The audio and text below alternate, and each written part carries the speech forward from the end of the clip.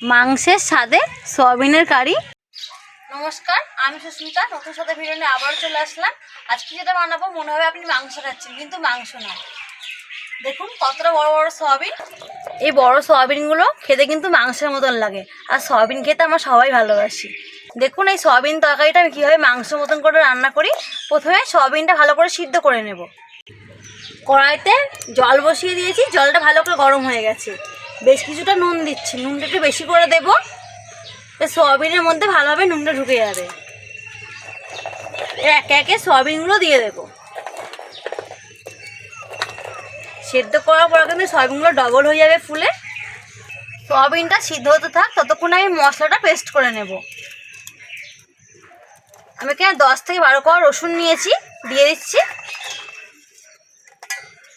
রসুনের তুলনায় আদাটা একটু অল্প নিতে হবে, আদাটাও দিয়ে দিচ্ছি।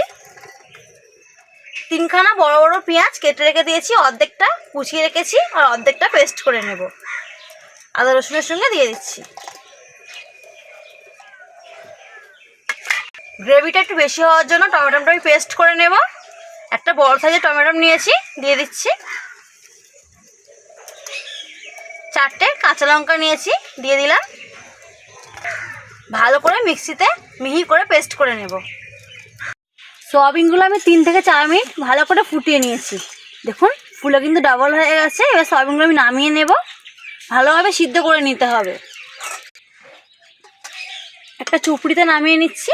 নামানোর পরে 2 থেকে 3 বার ভালো করে ঠান্ডা জল দিয়ে ধুয়ে নেব। সয়াবিনের যে একটা গন্ধ থাকে, সেই গন্ধটা চলে যাবে। সয়াবিনগুলো ঠান্ডা জলে ভালো করে 2 থেকে 3 বার ধুয়ে নিয়েছি।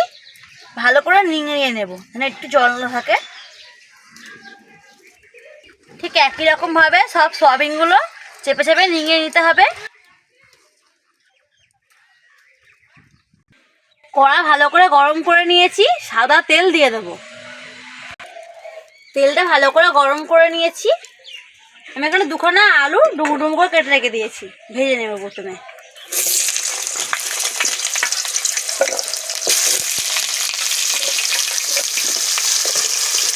আলুর মধ্যে সামান্য নুন দিয়ে দিচ্ছি, সামান্য হলুদ গুঁড়ো দিয়ে দিচ্ছি। ভালো করে নেড়ে ছেড়ে দেবো। নুন আর হলুদটা মিশিয়ে দেবো। আলুটাকে লাল লাল করে ভেজে নেব।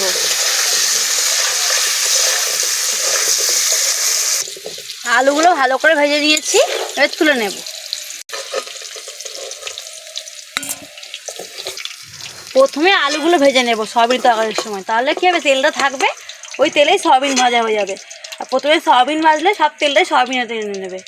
ওই তেলের উপরে সয়াবিনগুলো দিয়ে দিচ্ছি।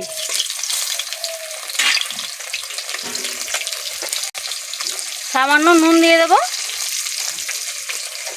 সামান্য হলুদ গুঁড়ো দিয়ে দেবো।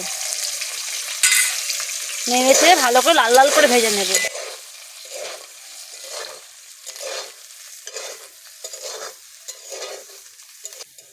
সয়াবিনগুলো ভালো করে ভেজে নিয়েছি, এবার তুলে নেব।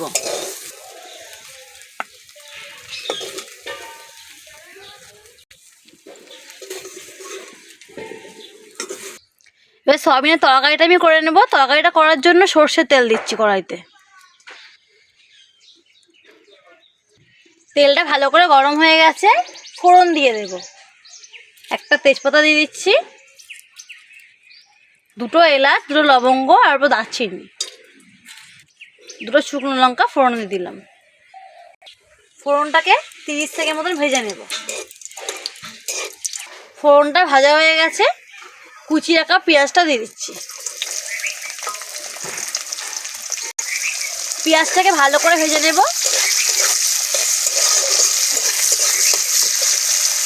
পেঁয়াজ ভালো করে ভাজা হয়ে গেছে।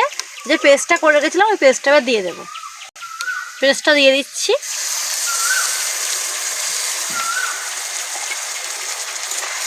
ভালো করে কষিয়ে নেব, যতক্ষণ না কাঁচা গন্ধটা চলে যায়। মশলাটা ভালো করে ভেজে নিয়েছি, তেল ছেড়ে এসছে। এবার বাকি মশলাগুলো দিয়ে দেবো।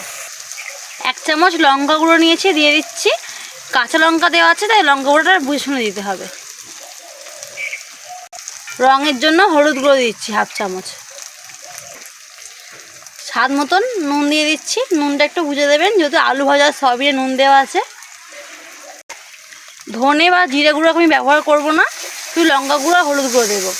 মশলাটাকে আবারও কষিয়ে নেব। মশলাটা আবারও ভালোভাবে কষিয়ে নিয়েছি।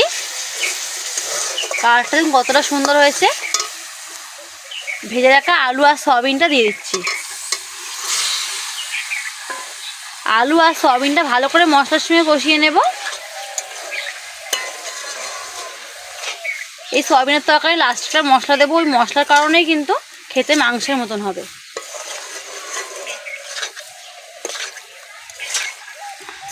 সয়াবিনের আলুটা ভালো করে কষিয়ে নিয়েছি মশলার সঙ্গে। 5 মিনিট কষিয়ে নিয়েছি, ভালো করে কষানো হয়ে গেছে। এবার জল দিয়ে দেবো।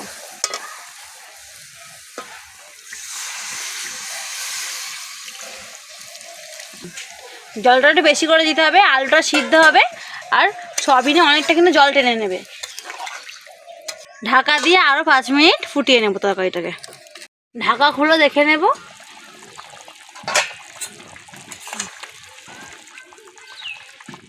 আলু ভালোভাবে সিদ্ধ হয়ে গেছে।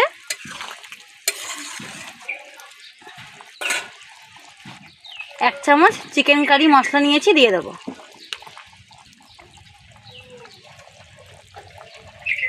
সামান্য ধনেপাতা কুচি রেখেছি, দিয়ে দিচ্ছি। এই চিকেন কারি মশলা কিন্তু দিতেই হবে। ভালো করে মিশিয়ে নেব। দেখুন দেখতে কিন্তু পুরো মাংসের মতন হয়েছে। বাড়িতে অবশ্যই একবার বানাবেন, আশা করি খুব ভালো লাগবে খেতে। ভিডিওটি ভালো লাগলে চ্যানেল সাবস্ক্রাইব করে পাশে থাকবেন।